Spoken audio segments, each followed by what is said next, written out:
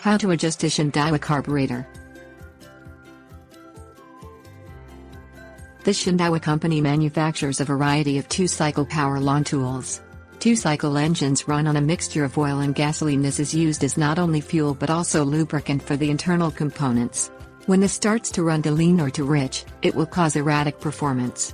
Adjusting the carburetor will get the engine running back to the optimal performance. This procedure should take less than 30 minutes to complete. Things you'll need: flathead screwdriver. Set the trimmer on a hard, flat surface.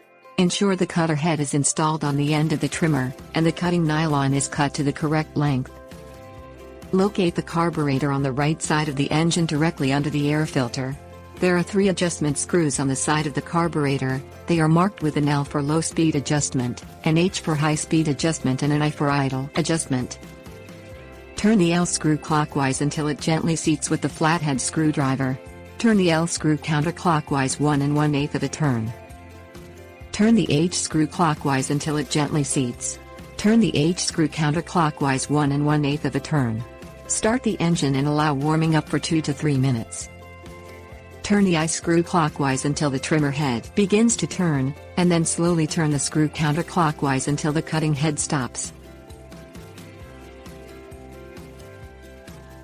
Tips: warnings. Keep your hands clear of the trimmer cutting head while the engine is running.